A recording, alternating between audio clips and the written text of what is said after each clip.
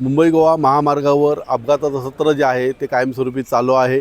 रत्नागिरीतील हातकंबे गावानजीक आज एक सकाळी भीषण अपघात झाला। जी स्टील वाहतूक करणारा ट्रक जो आहे तो जवळपास 40 ते 45 फूट खोल विहिरीत कोसळलेला पाहायला मिळतोय।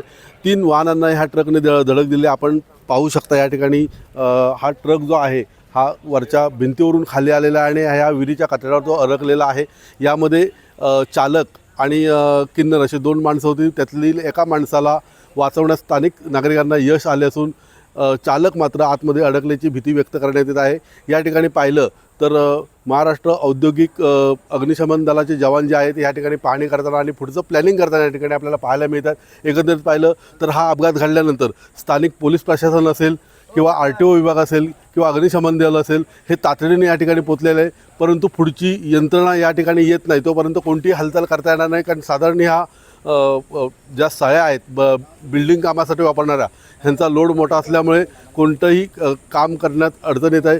आपल्यासोबत अग्निशमन दलाचे अधिकारी आहेत, त्यांच्याकडून आपण जाणून घेऊया। सर, काय सांगाल? आपण या ठिकाणी तातडीने पोचलेले आहात।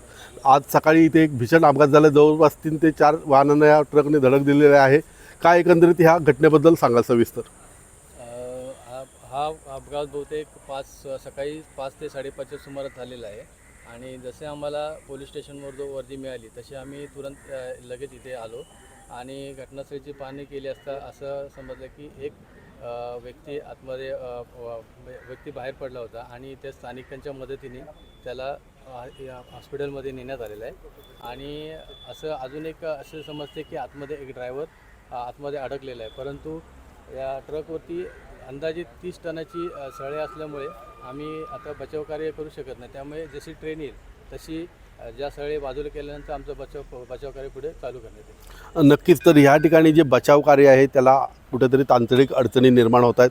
आता क्रेन या ठिकाणी येणार आहे आणि त्यानंतर या ठिकाणी बचावकार्य जे आहे हे सुरू होणार आहे। आपण जर पाहिलं तर ह्या विहिरीचा घेर बघितला, फार मोठा विहिरीचा घेर आहे आणि या विहिरीमध्ये पाणी देखील आहे। आता अशी भीती व्यक्त केली जाते की जो चालक आहे तो ह्या विहिरीत आहे की कुठं आहे अशी भीती आता व्यक्त केली जात आहे। आणि एकंदरीत पाहिलं तर ही अपघात जो आहे हा एवढा भीषण आहे की काळीज जे आहे हे पूर्णपणे हेलावून सोडणारा हा अपघात आहे। या ठिकाणी जर पाहिलं तर सगळेच प्रशासन या ठिकाणी सज्ज झालेले आहे आणि इथे पुढचा अनर्थ होऊ नये यासाठी सर्व प्रशासन सज्ज असल्याचं पाहायला मिळतं आहे। सचिन सावंत, नवराष्ट्र, रत्नागिरी।